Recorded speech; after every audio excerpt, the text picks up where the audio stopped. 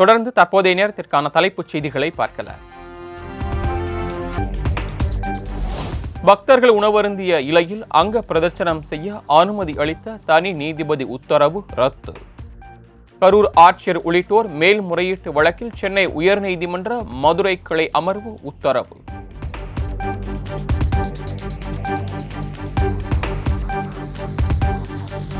மொழிக் கொள்கை குறித்து பாஜக தவறான கருத்துக்களை பரப்பி வருவதாக அமைச்சர் பழனிவேல் தியாகராஜன் குற்றச்சாட்டு. தனது மகன்கள் இருமொழிக் கொள்கையிலேயே கல்வி பயில்வதாகவும் அண்ணாமலைக்கு பதிலடி. எனக்கு இருக்குது ரெண்டு புதல்வர்கள். என் அப்பா பேருக்கு 2 பேருக்கும் அவங்க 2 பேர் பிரித்து வச்சுருக்கேன். ஒருத்தர் பேர் பழனி, ஒருத்தர் பேர் வேல். என் 2 பசங்களும் எல்கேஜிலேருந்து ஸ்கூல் முடிக்கிற வரைக்கும் இரட்டை மொழி கொள்கையில் தான் படித்தார்கள். யாருக்கெல்லாம் விளக்கம் தேவையோ எடுத்துக்கட்டும்.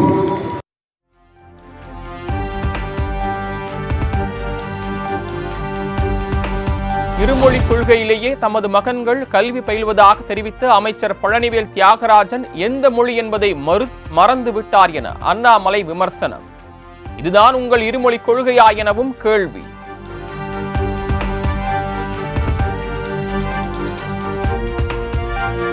லண்டன் சென்றபோது பாஜக மாநில தலைவர் அண்ணாமலை ஆங்கிலத்தில் பேசினாரா அல்லது ஹிந்தியில் பேசினாரா? கரூர் மாவட்டம் குளித்தலையில் நடைபெற்ற பொதுக்கூட்டத்தில் அண்ணாமலைக்கு அமைச்சர் செந்தில் பாலாஜி கேள்வி. லண்டன் படிக்க போறேன் போனப்ப நீ அங்க போய் ஹிந்தியில பேசுனியா இங்கிலீஷ்ல பேசுனியா? நீ எதுல பேசுன? India English?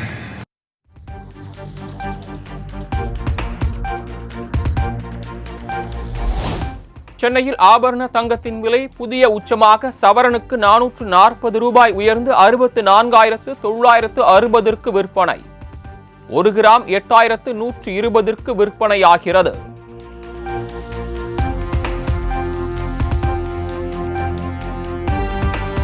செங்கல்பட்டில் பஞ்சமி நிலம் மீட்பு தொடர்பாக சீமான் தலைமையில் நடத்தவிருந்த அமைதி பேரணிக்கு காவல்துறை அனுமதி மறுப்பு. திருப்போரூர் முருகன் கோயிலில் மாசி பிரம்மோற்சவம் நடப்பதால் அனுமதி மறுக்கப்பட்டதாக தகவல்.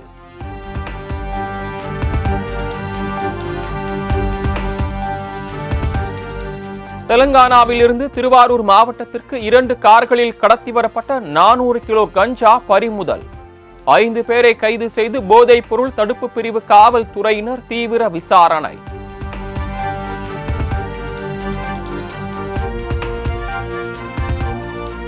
சென்னை திருமங்கலத்தில் மனைவி மற்றும் 2 மகன்களுடன் மருத்துவர் தூக்கிட்டு தற்கொலை. வங்கியில் 5 கோடிக்கும் மேல் கடன் பெற்ற நிலையில் திருப்பிச் செலுத்த முடியாததால் விபரீத முடிவு என தகவல்.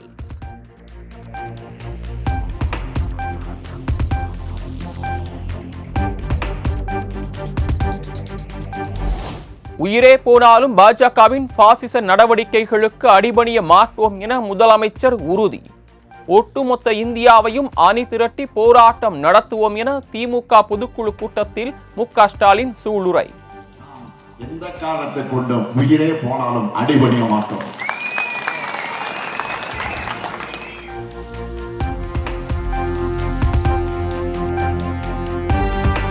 எத்தகைய மிரட்டல் விடுத்தாலும் தேசிய கல்விக் கொள்கையை தமிழ்நாடு ஏற்காது என முதலமைச்சர் மு.க. ஸ்டாலின் திட்டவட்டம். மத்திய அரசின் தேசிய கல்விக் கொள்கை மதவாதத்தை புகுத்தும் காவி கொள்கை எனவும் காட்டம். கல்விக் கொள்கை அல்ல, அது காவி கொள்கை. அது இந்தியாவை வளர்க்க உருவாக்கப்பட்ட கல்விக் கொள்கை அல்ல, இந்தியை வளர்க்க கொண்டு வரப்பட்ட காவி கொள்கை.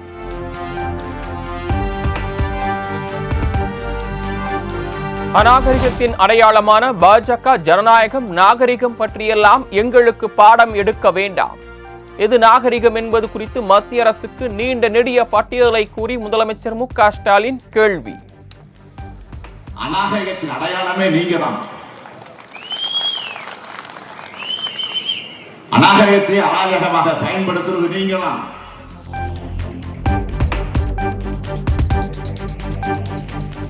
தமிழ்நாட்டின் உரிமைகளை டெல்லியில் வளைந்த முதுகோடு அடகு வைத்த ஆட்சி தமிழகத்தில் நடந்தது.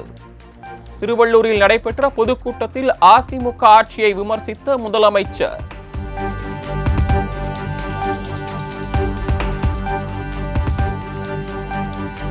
ஹிந்தி திணிப்பை முதலில் கொண்டு வந்த காங்கிரசுடன் கைகோர்த்தது திமுக. டெல்லியில் தமிழ்நாட்டை அடகு வைத்தது யார் எனவும் முதலமைச்சர் மு.க.ஸ்டாலினுக்கு எடப்பாடி பழனிசாமி கேள்வி.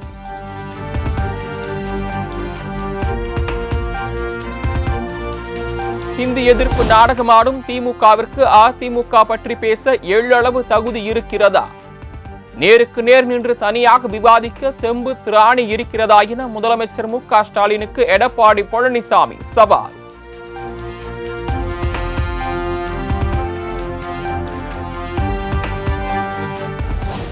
நியாயமாக ஆட்சி செய்ய நினைக்கிறோம், குளவிக்கூட்டில் கை வைக்காதீர்கள்.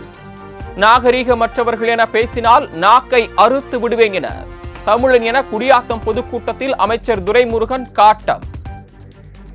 எங்களை பார்த்து நாகரிகம் இல்லாத சொல்ற நாக்கறுத்து விடுவான் தமிழ் ஜாக்கிர.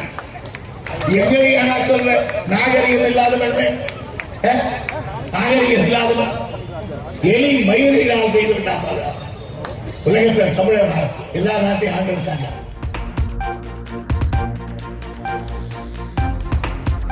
ஹிந்தி படித்தால் உலகம் முழுவதும் வேலை கிடைக்கும் என்ற மாய தோற்றத்தை உருவாக்க முயற்சிப்பதாக திருமாவளவன் குற்றச்சாட்டு. ஹிந்தி பேசக்கூடியவர்களே தமிழ்நாட்டிற்கு வேலை தேடி வருகிறார்கள் என்பதுதான் உண்மை எனவும் பேட்டி. படித்தால் உடனே வேலைவாய்ப்பு கிடைத்துவிடும், இந்தியை படித்தால் உலகம் முழுவதும் வேலைவாய்ப்பை பெற முடியும் என்பதை போன்ற ஒரு மாயத் தோற்றத்தை திட்டமிட்டு உருவாக்குகிறார்கள். இந்தியை தாய்மொழியாக கொண்ட மாநிலங்களிலேயே வேலைவாய்ப்பு கிடைக்கவில்லை. இந்தி பேசக்கூடியவர்கள் தமிழ்நாட்டுக்கு வேலை தேடி வருகிறார்கள் என்பதுதான் உண்மை.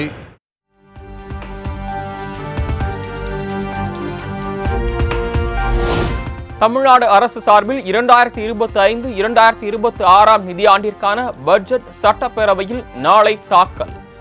மகளிர் உரிமை தொகை உயர்வு உள்ளிட்ட பல்வேறு முக்கிய அம்சங்கள் இடம்பெறலாம் என எதிர்பார்ப்பு.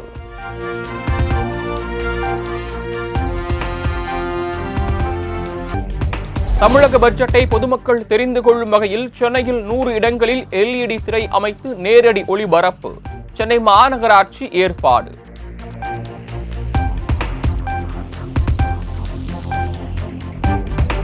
தமிழகத்தில் 1 முதல் 8ஆம் வகுப்பு மாணவர்களுக்கான ஆண்டு இறுதித் தேர்வு அட்டவணை வெளியீடு. 1 முதல் 3ஆம் வகுப்புகளுக்கு ஏப்ரல் 15ஆம் தேதி முதல் தேர்வு தொடக்கம்.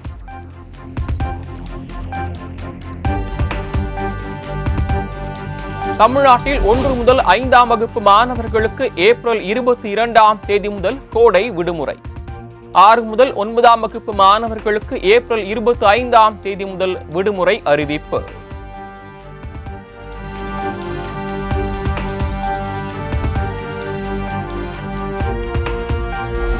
பார்க்கிங் இடம் இருந்தால் மட்டுமே கார் வாங்க முடியும். சென்னையில் விரைவில் வருகிறது புதிய சட்டம்.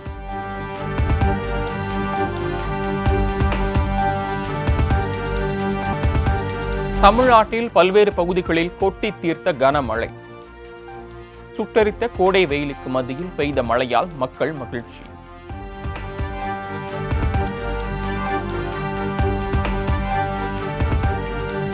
செங்கல்பட்டு மாவட்டம் மாமல்லபுரம் கடற்கரையில் இருளர் பழங்குடியினர் மக்கள் கொண்டாடிய மாசி மக திருவிழா. குடில்கள் அமைத்து தங்கி வரும் மக்கள் அதிகாலை முதலே கன்னியம்மனை வழிபட்டு உற்சாகம்.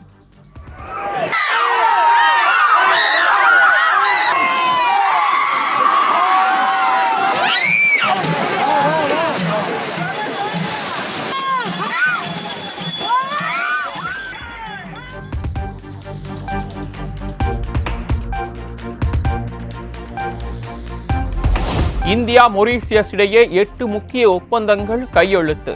இரு நாட்டு பிரதமர்கள் முன்னிலையில் கையெழுத்தானது.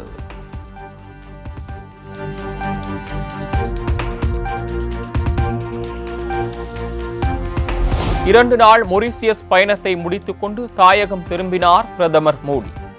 டெல்லி விமான நிலையத்திலிருந்து கார் மூலமாக பிரதமர் இல்லத்திற்கு புறப்பட்டு சென்றார்.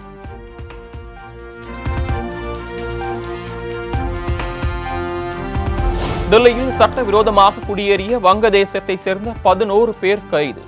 டெல்லி காவல்துறையினர் அதிரடி நடவடிக்கை.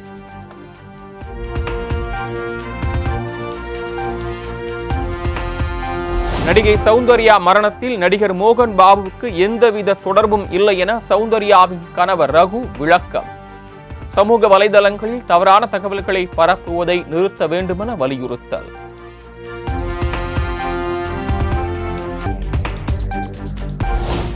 இந்திய கிரிக்கெட் வீரர் ரிஷப் பந்த் சகோதரி சகியின் திருமண நிகழ்ச்சியில் நடனமாடிய தோனி, ரெய்னா, ரிஷப் பந்த். நாட்டு பாடலுக்கு மூவரும் உற்சாகம் மங்க நடனமாடிய வீடியோ வைரல்.